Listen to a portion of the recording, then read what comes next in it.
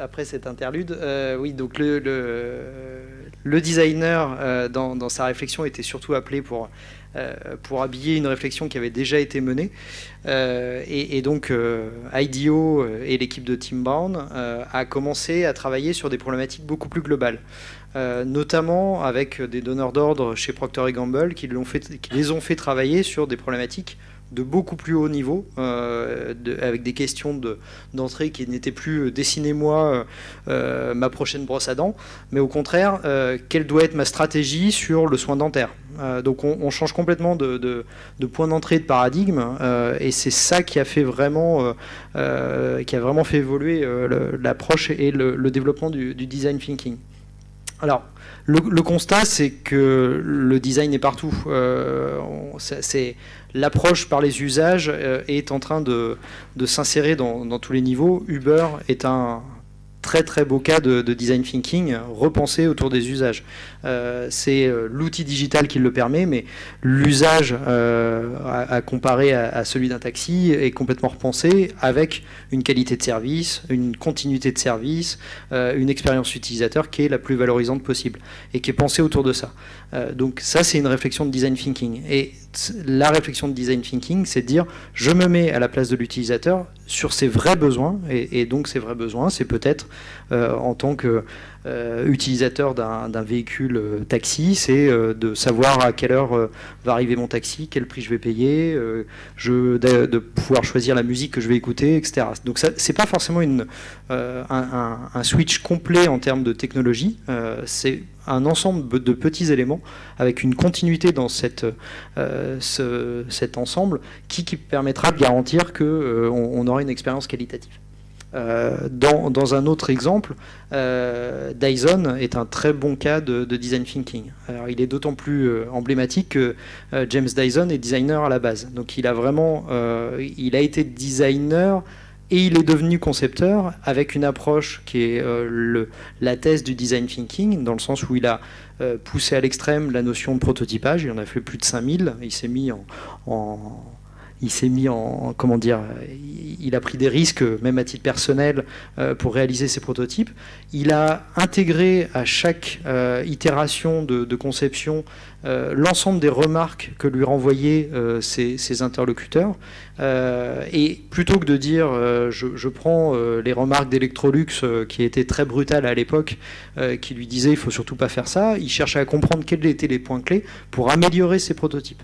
Donc ça, c'est vraiment un des points essentiels du design thinking, de chercher à capter, les erreurs et à maqueter et tester au plus vite les éléments. Et James Dyson l'a fait avec du maquettage qui était très sommaire, hein. C'était vraiment des maquettes en carton sur les premiers prototypes qui étaient vraiment très, très faciles à réaliser, et ce qui lui a permis d'en faire beaucoup. Alors, si on rentre un peu plus dans la définition du design thinking, une approche classique a tendance à associer technologie et business et à dissocier l'humain. Ça, c'était plutôt l'approche traditionnelle. Le point d'entrée du design thinking, c'est vraiment de faire le lien entre les trois. Et c'est de dire, on va essayer de lier ces trois éléments à part égale. Merci.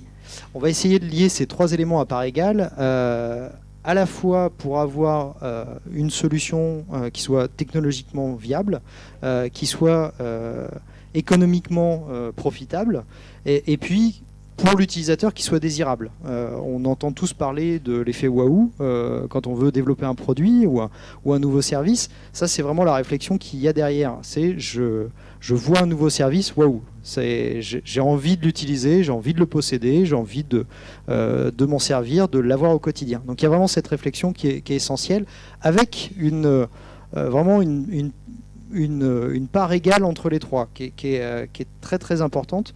On ne cherche pas à faire du sur-design et faire uniquement du produit désirable, parce que on peut aller dans certains excès qui vont avoir pour conséquence d'avoir des produits qui seront moins fonctionnels ou qui seront économiquement pas ou peu compétitifs. Et pour ça, on a sûrement un défaut en France, c'est qu'on confond souvent le mot design et on y associe le mot design au terme du style. Et pour ça, Philippe Starck a beaucoup œuvré là-dessus. Et malheureusement, il ne faut pas voir le style et tout ce que peut être porté par ce type de tendance qui est plus né en France par les arts décoratifs. Le design thinking, c'est vraiment une réflexion sur les usages, qui peut s'appliquer sur des produits, sur des solutions très industrielles, où l'utilisateur peut être relativement loin de la cible et de l'utilisation quotidienne. Donc ça ne s'applique pas qu'à du mobilier ou à des fonctions directement adressables par l'utilisateur. Quand on regarde un peu plus justement les domaines d'application, évidemment, on a une réflexion première qui est de dire que ça s'applique aux produits. Parce que la culture du designer, notamment du designer industriel, c'est de faire des objets. Mais de plus en plus, notamment avec le digital, elle s'applique à la notion d'interface. Donc interface pouvant se traduire par un écran, mais pas que, des boutons, un système, une interface homme-machine qui permettra à l'humain de dialoguer avec le système. De plus en plus, il s'applique aux services. Donc on parle de design de service. C'est une réflexion qui arrive de plus en plus. Uber en étant un très bon exemple. Donc c'est cette continuité d'expérience avec une réflexion qui est que le service, dans tous les cas, a une relation qui est soit physique, soit virtuelle. Donc il y a une traduction qui se fera soit par du produit, soit par de l'interface. Malgré tout, ce qui est intéressant dans le service, c'est d'avoir une continuité. C'est là où les banques en ligne, par exemple, ont très bien pensé cette notion de continuité. Ils ont redéfini l'expérience complète. Et ce qui est intéressant, c'est qu'ils sont en train de revenir vers du tangible avec une rematérialisation de leur expérience. Mais c'est du design de service qui permet de le faire.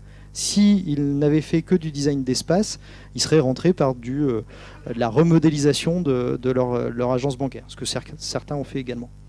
Ça s'applique également à des processus. Alors, processus au sens workflow métier, parce que dès qu'on va parler de service, on va aussi repenser tout le back-office au sein de l'entreprise. Donc, la manière dont l'information circule, dont les données circulent, dont les prises de décision circulent et les liens avec les outils.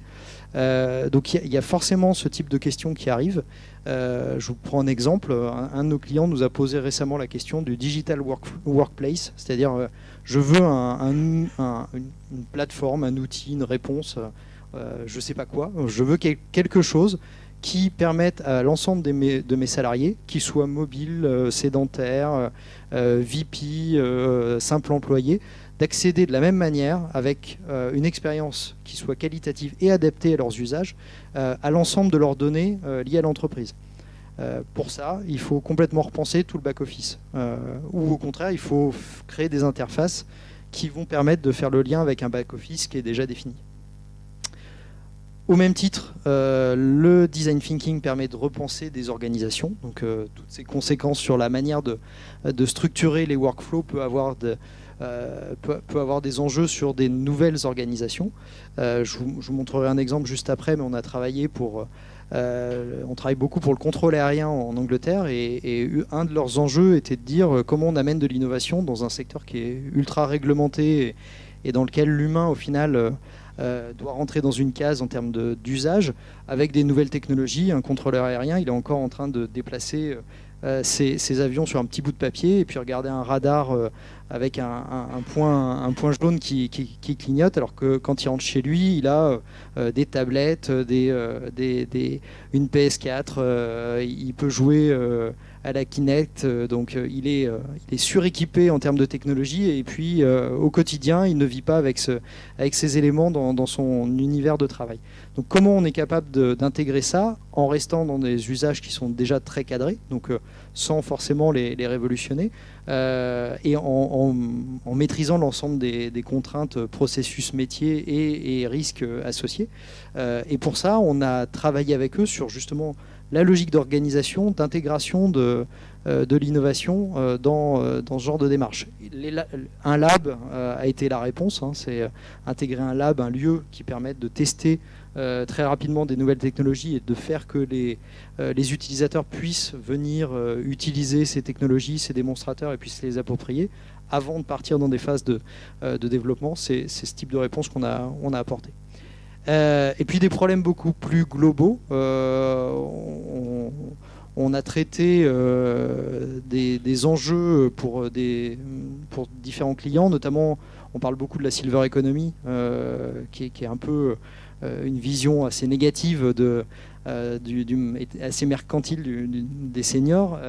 Donc on a travaillé avec différents acteurs, je ne sais pas s'il y en a peut-être qui sont dans la salle, on a travaillé avec des acteurs qui n'avaient rien à voir les uns avec les autres, donc un Bouygues Immobilier, un Forestia, un Humanis, pour réfléchir à ce que serait la longévité positive. Et très clairement, la longévité positive, c'est une problématique qui est commune à un équipementier automobile, à un promoteur immobilier, un constructeur ou un acteur du monde de la mutuelle, des mutuelles.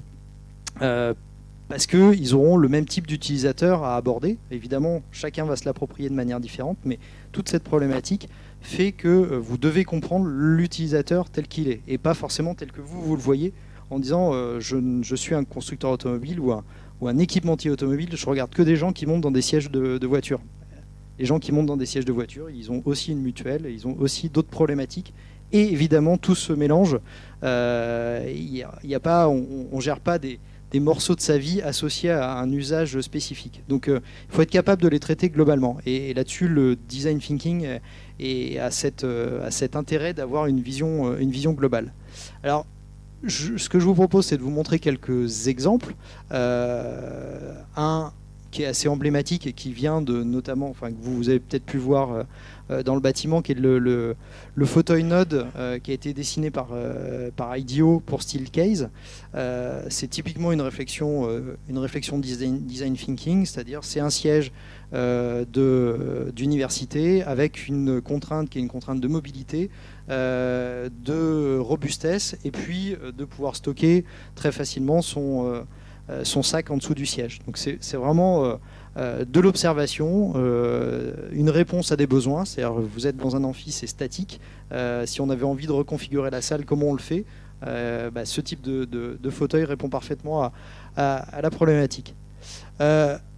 Un autre besoin auquel on a contribué au tout début, qui est un besoin, enfin qui est un sujet qui a été traité par Tribord, donc la division nautique de Decathlon, qui joue beaucoup sur ces approches de design thinking et d'innovation par les usages, justement pour amener le sport et chercher à le démocratiser. La réflexion et la question qu'ils nous avaient posée au tout départ était de dire comment on peut faire de la randonnée aquatique. Alors déjà, quand on pose la question telle qu'elle, on accepte d'avoir des réponses qui ne soient pas un tuba, des palmes et puis un masque. Et ça permet d'aller vers des réponses qui soient différentes. Parce que forcément, la randonnée aquatique, quel est l'utilisateur qui va chercher à faire ça? C'est un utilisateur qui est plutôt nouveau, néophyte, qui n'a pas l'habitude, qui n'a pas le temps d'avoir une courbe d'apprentissage trop longue. Donc quand on définit ce persona, on est capable d'aller chercher des réponses qui soient assez différentes, qui peuvent être des réponses de vision globale, de ne pas avoir de difficulté à respirer, etc. Donc ça, on avait contribué, nous, à l'avant-projet de ce concept, avec des choses qui étaient encore plus en rupture et qui ont abouti à ce masque qui s'appelle Easy Brief, qui est justement une réponse intégrée pour répondre à cette question de la randonnée aquatique. Si je poursuis, vous connaissez peut-être Flipboard, qui en termes d'interface et de service est un très bel exemple de design thinking. C'est-à-dire je cherche à agréger, je veux agréger du contenu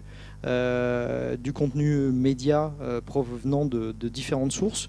Je veux pouvoir reconnaître les sources associées, donc savoir d'où vient mon contenu, élargir le contenu pas uniquement sur du média classique, mais pourquoi pas sur des réseaux sociaux.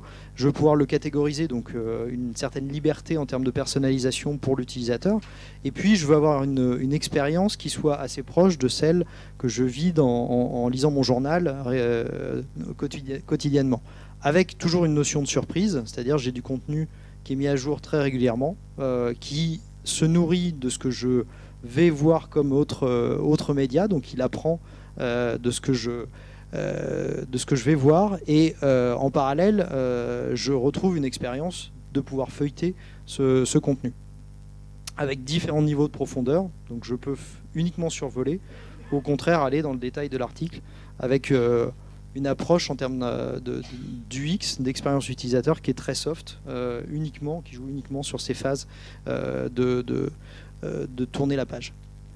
Un exemple, alors j'en ai parlé brièvement tout à l'heure dans la table ronde sur le prototypage. On a travaillé pour Orange sur une division qui s'appelle Trading Solution, donc qui gère le métier du trader.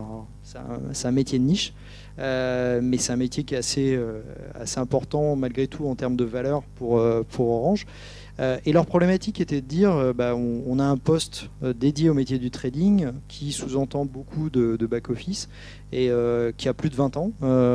Et il faudrait qu'on pense la nouvelle génération. Ce qui était intéressant, c'est quand on a observé le poste qui avait plus de 20 ans, donc il était avec un écran tactile, donc il était très en avance sur son temps quand il est sorti au milieu des années 90. Malgré tout, sur cet écran tactile, vous aviez plus d'une vingtaine de codes couleurs. Et quand vous interrogiez les utilisateurs sur à quoi correspondent ces couleurs, alors là, personne n'était capable de répondre.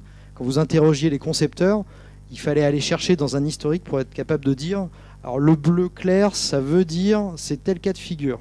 Donc voilà, on en était à ce niveau-là. Et un très bon exemple de je fais des itérations de conception, j'intègre suite à des demandes clients des nouveaux cas de figure, et puis je les update dans les mises à jour de ce produit. Et ce qui est intéressant dans ce produit, c'est qu'on a fait une vraie démarche de design thinking, c'est-à-dire on a été observer des traders en salle de marché, on a été les interviewer, on s'est rendu compte qu'une salle de marché, il y en a plusieurs pas très loin d'ici, ça coûte relativement cher en termes de surface, donc on cherche à les maximiser, donc on cherche à mettre un maximum de personnes, parce que vous avez des infrastructures lourdes qui sont associées. Une des réflexions a été de dire on arrête d'avoir un produit qui soit très long, qui occupe beaucoup de place sur le bureau, et on fait un produit qui est très compact, plutôt vertical, qui va permettre justement de gagner de la place. Autre point d'entrée, cette diversité de codes couleurs, on a cherché à l'annihiler complètement, puisque sur ce produit, vous n'avez plus que 4 couleurs. Vous avez le rouge et le noir qui indiquent si vous décrochez ou si vous êtes en ligne, sachant qu'il y a des risques associés au fait d'être en contact direct avec votre interlocuteur. Et puis, il y a 2 autres codes couleurs, le orange et le bleu, qui correspondent aux mêmes logiques que les kickers des enfants. Chaussure gauche et chaussure droite. Vous avez 2 combinés pour vendre et pour acheter. Ça permet de retrouver à quel combiné vous êtes associé. Donc, on a un vrai travail de simplification. Et pour arriver à ça, ce qui peut paraître une évidence quand on le décrit tel quel, il a fallu quand même quelques mois pour batailler, pour supprimer des cas d'usage qui ne rentraient plus dans cette logique. Autre réflexion, on s'est rendu compte que les traders, sur un écran tactile, avaient tendance à être parfois un peu violents sur l'écran. Donc il a fallu qu'on retravaille tout le design du combiné et de l'écran pour s'assurer qu'ils pouvaient appeler et s'interfacer avec l'écran tactile directement avec le combiné.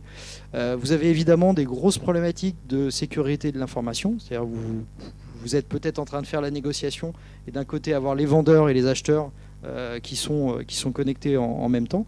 Il faut pouvoir verrouiller à chaque fois par un retour physique, c'est-à-dire le tactile n'est pas la réponse pour tout. Même si le tactile a un intérêt, c'est que ça permet de faire une reconfiguration d'écran. Vous voulez paramétrer votre écran du dessus en ayant Internet, en ayant d'autres types de données, c'est complètement reconfigurable.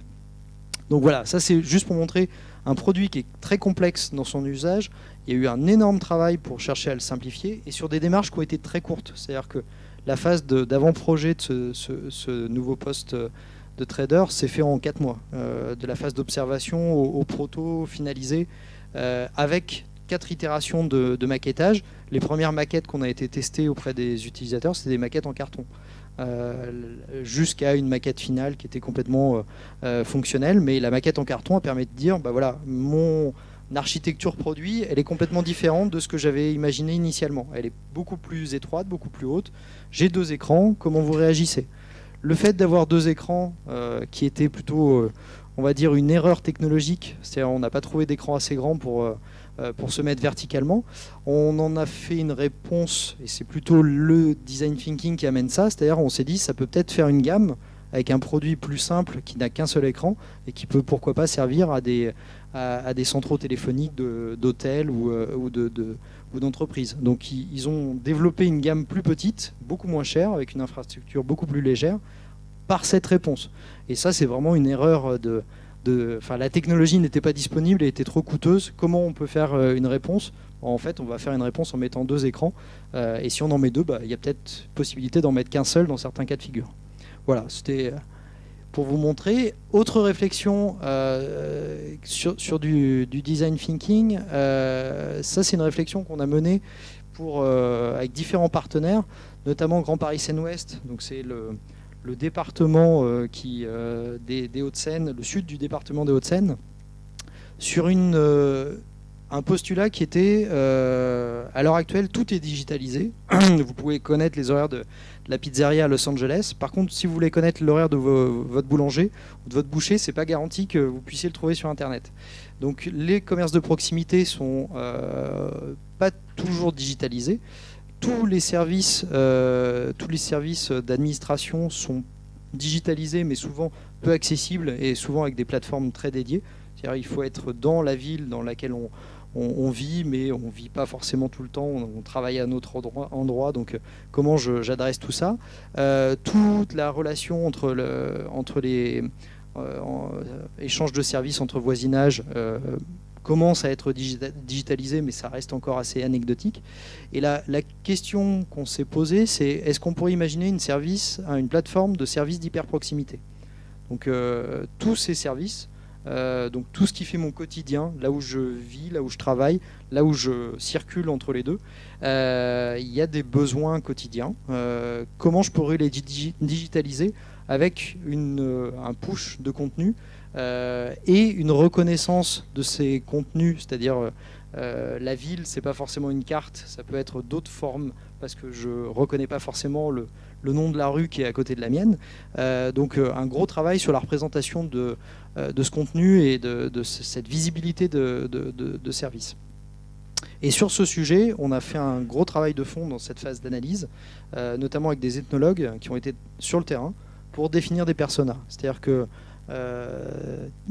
catégoriser des personas sur ce type de service qui n'existe pas, il y a une vraie difficulté, c'est que vous n'avez pas d'équipe marketing qui est capable de dire voilà les cibles qu'on doit adresser. L'intérêt d'un ethnologue, c'est qu'il est capable d'aller s'immerger. Les ethnos qu'on a fait travailler sur le sujet ont été vivre dans le lieu, se balader, écouter le lieu. Il y a une vraie capacité à capter la vie et en définir des personas. Un nombre qui soit assez adressable, donc à peu près une petite dizaine, qui sont des vraies projections des personnes qui vivent dans ce lieu et sur lequel on est capable de faire de l'empathie en tant que concepteur. Voilà, je me mets à la place de tel persona et j'essaye de concevoir un service qui soit adapté à ces problématiques quotidiennes. Alors là, on est sur des réflexions qui sont beaucoup plus lointaines. C'est ce que je vous évoquais à propos du contrôle aérien. Donc on travaille avec NATS, National Air Traffic System, sur du contrôle, sur des nouveaux outils associés au contrôle aérien. Et une de leurs problématiques était d'amener des outils de visualisation sur l'efficience énergétique. La COP21 arrive bientôt. Une des problématiques était de dire un contrôleur aérien, son enjeu c'est uniquement la sûreté et consommer du kérosène c'est pas sa problématique. Par contre, si on lui donne des outils de visualisation qui vont être différents de ce qu'il peut voir d'habitude, on peut peut-être lui amener de l'information et une manière d'appréhender la problématique pour chercher à optimiser son travail et être plus efficient en termes d'un point de vue énergétique. Alors, si on rentre un peu plus dans les principes du design thinking, qui sont illustrés par ces différents exemples, le premier item, c'est évidemment de penser utilisateur final. Ça, c'est essentiel. Et c'est être capable de remettre l'utilisateur final au centre de la problématique. Tout ce qui sera pensé pour l'utilisateur final. Sachant que l'utilisateur final, sur une approche B2C, il est évident. Sur une approche B2B, il peut être plus complexe.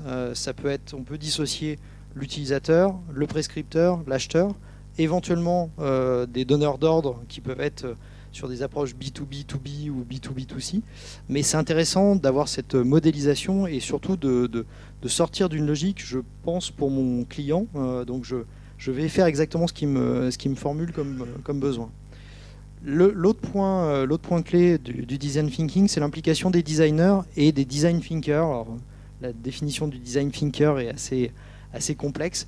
Moi, j'ai tendance à la limiter déjà aux designers, c'est-à-dire quelqu'un qui a une capacité d'empathie avec l'utilisateur, une capacité de représentation graphique d'une problématique, même si cette représentation graphique peut être assez sommaire. C'est-à-dire illustrer un concept, on n'est pas obligé d'être un roughman et d'avoir une qualité de dessin extraordinaire. Mais il y a vraiment être capable très tôt de rendre les éléments tangibles et la problématique tangible. Autre point clé du design thinking, c'est l'équipe pluridisciplinaire. On l'évoquait tout à l'heure dans la table ronde à laquelle je participais. On a beaucoup d'entreprises qui fonctionnent en silo. Un des enjeux du design thinking, qui n'est pas forcément quelque chose de très nouveau, c'est de casser ces silos et c'est d'impliquer très tôt dans la réflexion l'ensemble des parties prenantes de la démarche, à la fois les concepteurs, les équipes de marketing, mais également les équipes qui seront en charge de l'industrialisation, du commerce, pourquoi pas de la prévente. Donc l'ensemble des acteurs de l'entreprise et éventuellement les acteurs externes qui auront une interaction de près ou de loin avec le nouveau produit, le nouveau service ou la nouvelle interface qu'on va développer. Alors l'intérêt de les impliquer au plus tôt, elle est multiple, c'est que vous êtes capable de tenir compte des problématiques de chacun. Si vous intégrez les gens de l'after sales dès le début, vous saurez qu'ils ont des enjeux de maintenabilité, de temps d'opération sur place, et c'est intéressant de le capter plutôt que de le définir très tard dans le processus de conception. Il y a un gros enjeu d'adhésion en interne, c'est-à-dire que quand on fait réfléchir toutes ces personnes très tôt dans la démarche, on se rend compte que derrière, vous créez une core team qui sera très volontaire, surtout si on utilise des outils graphiques, des outils de maquettage pour porter les idées dans l'entreprise, même si l'idée n'est pas forcément révolutionnaire, mais vous aurez l'ensemble des stakeholders qui derrière vont devenir des sponsors. Et puis très tôt, on peut chercher à intégrer l'utilisateur final dans cette réflexion. Alors soit dans la démarche de créativité, c'est pas forcément facile parce que l'utilisateur final n'a pas toujours la capacité de se projeter dans ce que sera le nouveau produit, mais on peut déjà aller l'observer en phase amont et aller le tester et lui demander son feedback dès qu'on a des concepts qui sont matérialisés. Et le design thinking cherche à matérialiser au plus tôt les idées. Et donc ça, c'est le dernier point. Il faut vraiment se préparer à faire des boucles itératives très très courtes. Donc ça vient des méthodologies agiles, mais on en a beaucoup parlé tout au long de la journée. On est capable maintenant de faire des boucles de conception d'une journée sur des éléments physiques, sur des éléments digitaux. Donc il ne faut pas hésiter à aller dans ce cycle très très court. Et l'intérêt d'impliquer le designer très tôt, c'est que vous êtes capable de le faire avec des outils qui peuvent être même très, très sommaires. On parlait tout à l'heure de maquettes carton. On est vraiment capable d'aller montrer un post pour trader avec 4 morceaux de carton plume qui ont pris à peu près 2 heures à être maquettés. Et ça permettra d'aller penser les choses très rapidement. Au même titre, il y a de plus en plus d'outils pour faire des interfaces sur tablette, sur smartphone, qui nécessitent absolument aucune compétence en développement logiciel et qui nécessitent très peu de compétences sur les premières phases d'un point de vue design d'interaction. Simplement pour tester le début d'expérience et la promesse qu'on souhaite porter. Donc il est vraiment essentiel d'aller maqueter au plus tôt les concepts et les réflexions qu'on va imaginer et d'aller surtout les tester auprès des utilisateurs. J'étais dans un groupe juste avant, avec quelqu'un du groupe SEB. On travaille beaucoup avec SEB sur toute leur expérience utilisateur des objets connectés. Le département IT refuse de lancer un produit en développement s'il n'a pas été testé auprès d'utilisateurs. C'est devenu un verrou, et le patron de l'IT pose la question: est-ce que vous avez un retour qui nous prouve que ça a été testé et que ça a été validé par des utilisateurs? Non, désolé, on ne développe pas. On n'affecte pas de ressources de développement. Voilà, ça c'est exactement un exemple de la manière dont on peut faire bouger les processus, sachant que ça a un vrai enjeu, c'est que derrière vous avez une adhésion de l'utilisateur, donc a priori vous êtes sur une cible qui a déjà été testée et validée, et vous êtes capable aussi de gagner sur les phases de développement, puisque tout le travail qui aura été fait en amont, qui est un peu plus long, derrière sera plus efficient parce que vous aurez les bonnes fonctions et la bonne manière de répondre à ces fonctions. Alors, les quelques items sur les valeurs associées au design thinking, la première c'est l'empathie. J'arrête pas de parler d'utilisateur. Il faut être capable de se mettre à sa place, et donc il faut avoir une capacité d'empathie, comprendre ses problématiques, vivre avec ses enjeux, et les mettre réellement au cœur de sa problématique. C'est relativement complexe. C'est pour ça qu'on utilise les designers. Les designers ont une capacité d'empathie qui est un peu plus forte, qui est parfois trop forte, donc il faut parfois la modérer avec justement d'autres métiers, mais c'est un des points clés. L'autre point, donc on l'a évoqué, la partie collaboration et approche participative, ça va de pair également avec des approches d'open innovation, aller chercher des feedbacks et des réponses très tôt avec des interlocuteurs externes. Nous on cherche vraiment à mobiliser parfois des experts externes venant d'autres secteurs d'activité qui ont des réponses qui sont déjà toutes faites dans d'autres domaines. Ça permet de lever des problèmes. Ce que j'évoquais, donc l'approche très pratique, et là aussi il y a une vraie notion d'adhésion, c'est-à-dire autant demander une présentation PowerPoint à quelqu'un, c'est devenu presque un sacerdoce parce qu'on en fait trop. Par contre, vous leur demandez de faire une maquette, il y a un vrai côté jouissif. Je vais me faire plaisir à faire ma maquette, même si elle peut être sommaire et pas forcément d'un super niveau. Le côté itératif, je l'ai évoqué. Il y a un point qui est assez difficile à aborder, c'est le côté intuitif. C'est-à-dire que par nature, dans des démarches de développement classiques, on cherche à sécuriser au maximum les risques. Et pour ça, on utilise des approches d'analyse quantitative. On va faire un maximum de recueil d'informations pour s'assurer que j'ai un maximum de feedback positif sur mon produit et ce que je suis en train de développer. Le design thinking a tendance à regarder les choses un peu différemment. Premièrement, vous mettez autour de la table une équipe pluridisciplinaire. Donc a priori, vous avez déjà une vision de toutes les problématiques associées au produit sur son cycle de vie. Si on a bien mobilisé les bonnes parties prenantes, normalement on est capable de couvrir ça.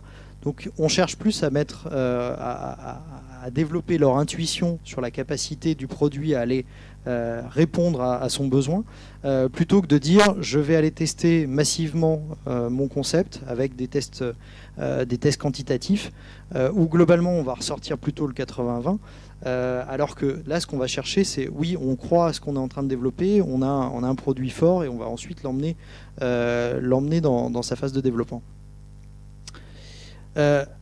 Autre point qui est important dans cette démarche, c'est le côté holistique. C'est-à-dire que, notamment sur des approches de design de service, mais pas que, il est important d'avoir une vision systémique de la problématique. C'est-à-dire que tous les produits, services, interfaces que l'on développe s'inscrivent dans un système. Ce qui est intéressant, c'est d'avoir cette vision de ce système et du sursystème dans lequel ils vont s'inscrire. Et cette vision systémique va permettre d'amener des réponses fonctionnelles, d'usage et de création de valeur qui sont parfois assez adressables. On parlait On parlait tout à l'heure d'un de nos clients dans le domaine médical qui nous demandait de renouveler son produit phare. En fait, avec cette vision beaucoup plus systémique, on s'est rendu compte que le produit phare, il n'avait pas besoin d'être renouvelé. Éventuellement, juste d'être un petit facelift. Ce qui était intéressant, c'est qu'il y avait énormément de valeur à capter avant l'utilisation du produit phare et après son utilisation. Et que notre client avait une légitimité pour faire tout le cycle, parce que le client final acceptait parfaitement, leur donner une reconnaissance, et la valeur, elle était énorme à capter, beaucoup plus que l'utilisation du produit initial. Donc il y a vraiment un point clé à avoir une big picture de la problématique qui de plus en plus fait migrer des réflexions de design de produit vers des designs de services. Tout simplement parce qu'on pense un produit, mais en fait ce produit va être utilisé dans une approche beaucoup plus globale, avec du digital, avec du service associé. Et puis, alors ça peut paraître aussi difficile en ces temps un peu noirs, il faut garder une vision très optimiste, c'est-à-dire que c'est une démarche qui reste très positive. On a plutôt tendance à regarder comment on va faire pour résoudre la problématique et comment on va faire pour l'emmener sur le marché, plutôt que d'essayer de la détruire et trouver toutes les raisons pour ne pas la faire. Donc il y a une vraie notion et il y a un vrai travail dans les démarches de créativité pour garder une démarche positive dans l'approche. Et le dernier point, et je dirais que c'est vraiment associé, c'est il faut que ça reste fun. C'est-à-dire que toutes ces phases, on va chercher à aller voir l'utilisateur, on va chercher à maqueter, donc changer vraiment les paradigmes de conception, à travailler en équipe pluridisciplinaire. Ça reste des moments agréables, voire fun, parce que ça change vraiment d'un quotidien qui peut être très justement organisé en silo. Donc il faut chercher à maximiser ce type d'approche. Voilà. Alors, pour poursuivre, je voulais vous montrer, parce qu'on dit le design thinking, c'est une méthodologie. Moi, j'ai tendance à dire c'est ni une méthode, ni un process, ni une démarche. C'est plutôt une manière de regarder la problématique. Et ce qui fait que c'est très dur dans la littérature de trouver une seule démarche qui illustre, ou un seul process qui illustre le design thinking. Il y en a plein. Donc vous avez des choses de ce type-là. Voilà, c'est le process initial, le process de recherche, c'est vraiment on cherche. Donc on n'est pas forcément, on accepte d'être dans un schéma très reconfigurable. L'objectif, c'est plutôt de passer plus de temps dans cette phase de recherche pour justement avoir une approche beaucoup plus linéaire de développement et minimiser les coûts dans ces phases aval.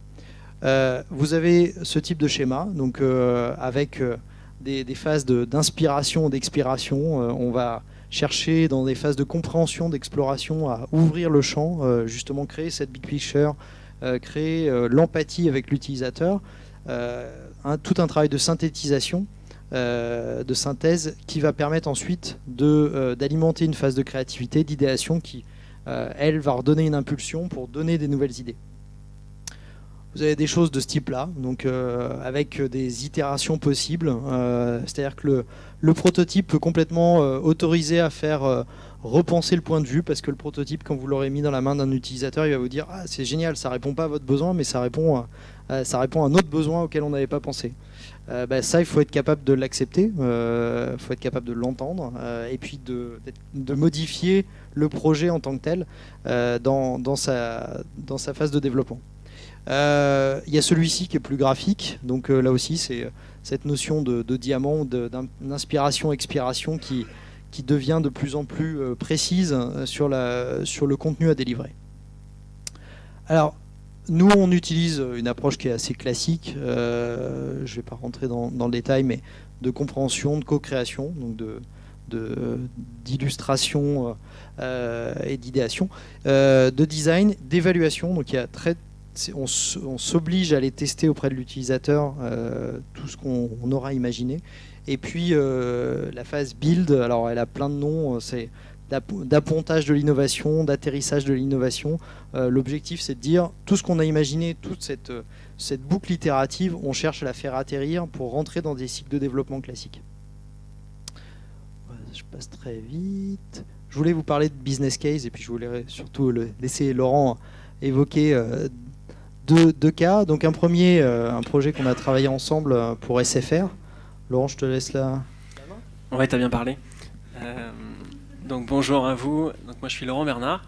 Aujourd'hui je suis fondateur d'une startup qui s'appelle Darwinus, mais je suis là pour vous parler donc, des projets que j'ai fait précédemment, donc notamment chez SFR, un opérateur téléphonie, maintenant SFR Numéricable. Donc c'est un projet qui avait lieu il y a 4 ans, je crois, quelque chose comme ça. Notre problématique de base était ce que rencontrent beaucoup de sociétés, à savoir faut baisser les coûts. Le mail SFR, en fait, pour avoir le contexte, c'est un mail qui a 5 millions d'utilisateurs tous les mois. C'est la 4e plateforme mail en France, donc c'est vraiment une grosse plateforme, c'est plusieurs millions d'euros de coûts. Donc on a mis en place tout ce qu'on devait faire pour baisser les coûts, et puis on s'est dit à un moment dans notre réflexion que finalement il y avait des choses qui étaient un peu inutiles en termes de coûts, et pour l'utilisateur et pour nous. Donc concrètement, aujourd'hui dans votre boîte mail qui est sur internet, donc votre webmail, hein, vos mails sont stockés sur des serveurs, et le mail que vous avez envoyé il y a 10 ans, si vous avez créé une boîte il y a 10 ans, et ben, même si vous ne le lirez jamais de votre vie, il sera stocké sur un serveur tout le temps, jusqu'à ce que le monde explose. Donc ça veut dire que concrètement, un serveur c'est de l'électricité, c'est de la climatisation, et c'est assez gourmand en énergie. Donc sur cette double problématique, qui était une problématique, j'ai des coûts à baisser parce que c'est mon travail, et une conscience citoyenne, on s'est dit est-ce qu'on peut faire quelque chose là-dessus. Donc normalement, quand vous avez vu ce slide-là, vous êtes tous dit oh là là, le greenwashing, qui est à peu près ce qu'on a rencontré exactement avec, en interne avec nos clients. C'est un SFR qui veut baisser ses coûts, qui veut nous faire bosser pour eux, un peu difficile. Mais quand même, on y tenait, on s'est dit il y a quelque chose à faire. Donc c'est là où on a travaillé avec Altran, on a travaillé dans cette démarche de design thinking. Donc objectif hyper simple, d'abord baisser les coûts, 2, maintenir la satisfaction utilisateur, et est-ce qu'il y a quelque chose à faire sur la partie écologie. Donc concrètement, on a itéré, on a fait exactement ce qui a été très bien décrit ici, c'est-à-dire qu'on a pensé, on a déjà travaillé tous ensemble, on a mis toutes les équipes en place, équipe technique, équipe marketing et designer. Designer, on n'en avait pas, donc on les a fait venir d'Altran. On a brainstormé sur les séances de créativité pour trouver toutes les idées qu'on avait. Il y en a un certain nombre qui sont sortis, qu'on a prototypé, qu'on a fait tester avec des clients. Voilà, c'est ça, donc c'est du. Voilà, on fait des petits dessins. Ouais, il y avait des trucs très sympas avec une boîte aux lettres. Il y avait vraiment des trucs assez rigolos à faire. Et on a rapidement abouti à l'idée qu'en itérant avec nos clients, et ça c'est hyper important, je pense que c'est une des choses les plus importantes, c'est qu'en fait, pourquoi pas, les gens étaient prêts à écouter ce qu'on avait à leur dire, ils trouvaient ça même intéressant. Les premières réactions de nos clients, c'était de dire « Ah bon, les mails c'est stocké sur Internet. Ah bon, Internet c'est des serveurs, c'est de l'électricité. » Donc rien que ça avait de la valeur pour eux de façon assez basique. On a continué, puis on s'est aperçu qu'il y avait un certain nombre de fonctions qui étaient intéressantes, qui étaient vraiment intéressantes pour les clients. Il y a en gros, ce qu'on s'est aperçu, c'est que la moitié de nos clients, ils aimaient bien ranger. L'autre moitié, ils s'en foutaient complètement. Mais du coup, cette moitié qui aimait bien ranger, c'est impossible de ranger une boîte mail que vous avez depuis 10 ans. Donc on leur a fourni des outils hyper simples qui vont de trier par taille de pièce jointe, que vous avez sur un logiciel Outlook, mais aussi des fonctions un peu plus compliquées, qui est je veux me désinscrire d'une newsletter. Hyper pénible de se désinscrire d'une newsletter. Faut trouver le lien en bas, je clique, ça marche pas, etc. Donc nous on a créé un truc qui a repris d'ailleurs Gmail après, on était très fiers, qui s'appelle un tag infopub. L'ensemble des mails qu'on considère comme des informations des pubs sont tagués, et en un clic vous pouvez vous désinscrire, et vous pouvez le faire pour 20 newsletters. Voilà, tout un tas de fonctions comme ça. Une autre fonction qu'on a trouvée assez intéressante, qui est venue dans des ateliers de brainstorm, c'était de dire le stockage, quand on regarde nos coûts, c'est essentiellement des pièces jointes, en volume, donc en euros. Est-ce que vous avez vraiment toujours besoin d'une pièce jointe qui a été envoyée il y a 10 ans? Pas forcément. Par contre, de temps en temps, vous en avez besoin. Donc ce qu'on a fait, c'est qu'on a fait un parcours hyper simple, où on proposait aux utilisateurs, alors initialement c'était à sa demande, mais finalement ça a été automatique après, de ne pas sauvegarder sa pièce jointe. On lui indiquait clairement qu'elle avait une durée de vie de 3 mois, qu'elle serait supprimée dans 3 mois. S'il voulait la garder, il pouvait la stocker ailleurs. Et en plus, comme on voulait que ce soit positif pour nos clients, on lui a dit aujourd'hui votre pièce jointe elles sont limitées à 10 mégas, maintenant demain elle sera limitée à 100 mégas. Voilà, nos clients étaient hyper contents. De tout ça, et donc de tous ces ateliers d'itération, on s'est dit il y a quand même un truc, parce qu'on était citoyens, la COP21 n'était pas encore là, mais il y avait des COP avant, on se dit il faut quand même raconter un truc là-dessus, il faut faire un peu de pédagogie. Donc on a rajouté une petite surcouche écologique qui était toute bête, qui était de dire, bah voilà, on va compter les mails que vous avez supprimés, on va compter les pièces jointes que vous avez libérées, on va faire un compteur, on va vous montrer que vous êtes une communauté et qu'en fait 5 millions de personnes qui suppriment un mail, ça peut être impactant.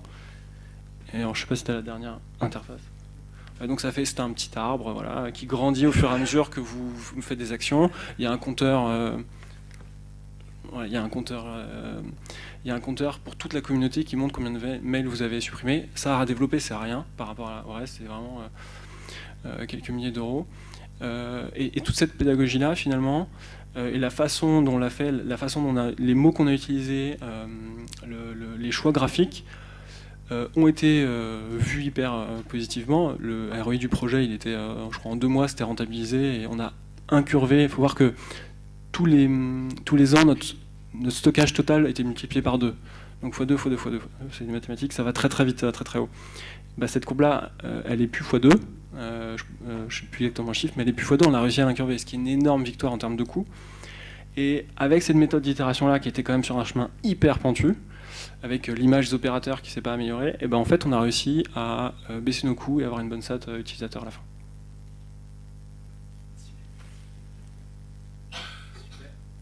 Est-ce que vous avez peut-être des, je sais pas si on, des remarques. Ouais. Est-ce que vous avez des questions là-dessus sur, ça permet de souffler un peu là.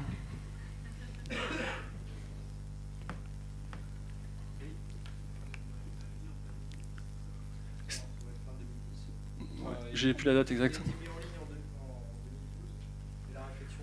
Ouais. Alors pour moi c'était pour moi c'est le premier projet de design thinking que j'ai fait en fait. C'est un peu en fait moi au début c'était l'idée de dire j'ai envie de faire quelque chose mais je suis hyper loin de mes clients. Concrètement je lançais plein de services chez SFR. À la fin ça se passe exactement comme tu le décrivais, c'est-à-dire qu'au bout d'1 an de projet on fermait les yeux et on regardait les forums quoi. Alors j'exagère un petit peu, on a fait des quantis, des qualis, mais donc on a voulu gagner ça, et c'est dans ce projet-là qui était quand même hyper bancal en termes de com, où il y avait beaucoup de gens qui voulaient pas le faire chez SFR, qu'on a mis en place cette méthode, que j'ai commencé à me renseigner, on a lu un petit peu ce qui se faisait, et il y a plein de matériaux là-dessus. Mais à la fin, ça a vraiment été, je pense, une méthode design thinking, au sens où vous retrouvez de l'itération, vous retrouvez de l'empathie, qui est hyper important. Pour moi, c'est un truc très très important, ça, c'est... En fait, on s'aperçoit que dans nos entreprises, on est quand même très tous sur les mêmes formations. Hein. C'est des formations de maths, logique. Et donc, faire venir quelqu'un qui est un designer, qui a une formation des beaux-arts, c'est un angle qui est vraiment, vraiment différent, qui regarde les choses vraiment, vraiment différemment. Donc ça, pareil, on l'a eu avec ça. Tous les concepts que tu as donnés, on les retrouve là, quoi. En fait, je pense que... on n'est pas dogmatique sur la notion de est-ce que c'est du design thinking ou pas. C'est plutôt de dire on a mis des designers dans la réflexion, on a mis l'utilisateur au cœur de la réflexion parce que, comme le disait Laurent, ça aurait pu être uniquement une démarche de réduction de coûts ou uniquement du greenwashing. Et on a cherché à dépasser ça, c'est-à-dire que ça amène de la valeur pour l'utilisateur, ça amène de la valeur pour l'entreprise. Donc ça peut être considéré, ça répond à peu près aux critères qu'on s'est donnés à la base. Après, on l'a fait sur une partie du webmail. On aurait pu le faire sur plein d'autres choses. IDEO a fait une réflexion sur le webmail de, je crois que c'est le Gmail en appli mobile, avec des usages et des interactions qui sont très très sympas, parce qu'ils ont tout repensé en termes de fonctionnalité. C'était pas le propos là. Mais après, dans la démarche aussi, et si c'est des choses que vous voulez mettre en place dans vos entreprises, nous, ça a été personnellement, moi, un des premiers projets sur lesquels j'ai travaillé avec ces méthodes-là. Les résultats qu'on a donnés ont donné envie à d'autres de savoir comment on l'avait fait, et ça s'est répandu. Et aujourd'hui, pas tous, mais beaucoup de projets qu'on lance sont faits avec ces méthodes-là. L'appli mail, on a refait une appli mail. Après, c'est fait, alors pas avec IDEO, hein, c'était trop cher pour nous, mais avec d'autres agences pour travailler sur ça. Et après, moi donc aujourd'hui je suis une start-up, donc j'ai pas de moyens. Et ce que je vois aussi, c'est que ça peut se faire avec rien du tout. C'est finalement, moi je vois un peu ça comme des outils, je sais pas, c'est une démarche, je suis pas spécialiste du truc, mais je pense que ça peut se faire avec vraiment pas de moyens, et c'est comment je fais pour être itéré le plus rapidement possible, comment est-ce que je fais pour à être au plus près de mon client possible. Et ça, sur tout ce qui est service d'interaction, c'est hyper puissant.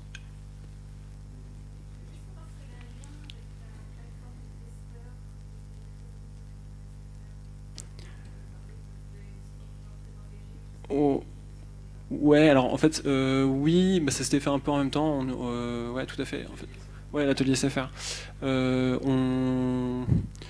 En fait, je pense que initialement, moi, c'est des gens que je connais très bien, avec qui j'ai travaillé, c'est des réflexions parallèles, mais on arrive tous à la même conclusion, hein. Donc oui, et d'ailleurs, il me semble, alors, je sais pas si celle-là on l'avait testée, mais oui, aujourd'hui, en tout cas, SFR essaie de tester systématiquement auprès d'une communauté, ça. Mais cette phase-là, elle arrive beaucoup plus tard. C'est quand même, on essaie de donner le produit à 200, 300 personnes. Et donc il faut être assez organisé, presque du quanti, quoi. On essaye de valider, et en général dans nos méthodos, le produit sort 2 mois après. Donc on s'assure qu'on n'a pas fait de bêtises, et on note tout pour la V2 qui sort 3 ou 4 mois après. C'est plus des phases d'évaluation que réellement des phases de co-création, de co-conception. Mais ça nous arrivait de le faire pour... Il y a un produit là qui est sorti en quelques jours, où 1 an avant, on prenait l'ensemble des acteurs du marché, notamment des applications que nous, on développait pas nous-mêmes. On les mettait sur les ateliers et on regardait ce que disaient les utilisateurs. Ce qui vaut n'importe quelle presse d'une start-up qui veut conquérir le monde. C'est quoi les feedbacks des clients, quoi. Alors là, je vous avoue que je l'ai fait plusieurs fois après, donc je mélange tous les cas. Mais en gros, c'est toujours la même méthode. Je prends pas beaucoup de clients, je prends 10 clients. Et dans ce que j'ai fait de plus poussé, je suis pas sûr qu'on l'ait fait là. Mais parce qu'on... Si, on dit. D'accord. Bon, en tout cas, en général, donc plus ou moins poussé, l'idée c'est hyper simple, hein, j'ai des clients qui sont en contact des gens qui font. Donc nous c'était développeurs, marketeurs et designers. Ils font un proto, donc sur le web c'est hyper simple, c'est une page HTML, c'est hyper simple à faire. Avec les principaux use cases, on les fait tester avec des profils différents, donc ce que vous retrouvez dans des études qualitatives classiques, hein. Vous prenez les feedbacks, ça se fait, prenez tous les feedbacks, le lendemain vous travaillez sur l'interface, on met à jour, tout le monde est présent, en général, pour une grosse société on essaie de les faire sortir, sinon c'est impossible. On met à jour le mercredi, il y a une autre proto, d'autres clients qui reviennent. Et franchement, moi j'ai jamais fait plus de 2 fois en fait. Au bout de 2 fois, on a convergé et on a vu des trucs très très très très puissants, quoi. En conclusion, on évoque peut-être un deuxième sujet ensemble. Ouais, donc ça c'est donc moi je suis aussi j'aide certaines sociétés donc sur la partie conception de produits, donc notamment ça c'est une Bernard Controls qui est une PME donc qui travaille dans un secteur qui n'a rien à voir, c'est de l'industrie. Donc ses clients c'est des ingénieries qui construisent des centrales, qu'elles soient nucléaires, que ça soit dans l'eau, enfin c'est vraiment très large.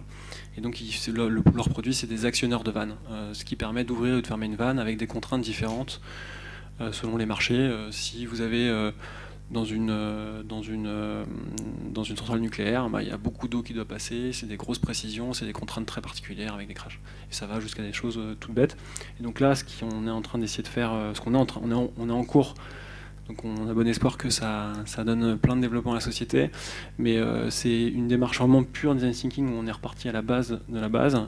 Où on a été faire des enquêtes terrain donc avec Altran, hein, c'est Altran qui a mené ça, et des personnes de la prospective, d'ingénierie, pour aller demander à quelqu'un qui est en train de faire la maintenance dans une centrale nucléaire, qu'est-ce qu'il pense du produit.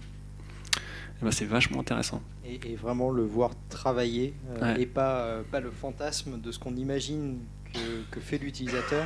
Donc vraiment, Ouais. comment il travaille avec la pression, parce qu'il n'a pas assez de temps, ou il n'a pas la formation, enfin voilà, tout son vécu. Et donc c'est une belle illustration, je pense, de la diversité de ce type d'approche. Là, on le fait sur un servomoteur. On peut se dire que c'est pas forcément le premier projet auquel on penserait pour faire du design thinking. Et les retombées, donc on vous en parlera pas pour l'instant parce qu'elles sont pas encore complètement implémentées, mais vont beaucoup plus loin que uniquement le produit. C'est-à-dire qu'on a des approches qui ont des implications sur la stratégie, la digitalisation, sur la logique de gamme. Enfin, il y a beaucoup de choses qui naissent de ce type de réflexion. Après, à nous de converger sur une réponse qui soit la bonne et qui soit implémentable pour Bernard Controls. Mais Ouais, c'est c'est hyper intéressant pour désiloter les organisations, comme tu l'avais dit, obliger les personnes à se parler, mais même ça va beaucoup plus loin, parce qu'en fait, ces séances-là, elles sont. Moi, je pense que ça a surtout des impacts RH. C'est-à-dire qu'en fait, les gens, je crois que tu le disais tout à l'heure, ressortent de ces séances hyper motivés. On peut pas les arrêter, quoi. Ils veulent. Ils sont à fond. Ouais, ce qui peut parfois être un problème. Mais du coup, ça a vraiment un côté fédérateur qui est hyper intéressant, hyper intéressant pour la boîte. Et tout bêtement de faire parler des services qui devraient se parler normalement, mais qui, parce que le temps passe, parce que la routine s'installe, parce qu'on a toujours des urgences, on n'a jamais le temps, on n'arrive pas à le casser, quoi. Donc ça, c'est un super levier pour ça aussi. Et vraiment en conclusion, c'est des enjeux et des tickets d'entrée d'un point de vue innovation qui sont plus faibles que de l'intégration de technologie. C'est-à-dire que là, on est sur l'innovation, elle va être majoritairement en termes d'usage, éventuellement de business model, mais déjà en termes d'usage. Et la valeur, elle peut être beaucoup plus facile à capter que si on était parti dans une logique de surperformance technologique. Parce que ça sous-entend beaucoup de travail de R&D, alors que là, il y a surtout un travail d'intégration de ces problématiques d'usage.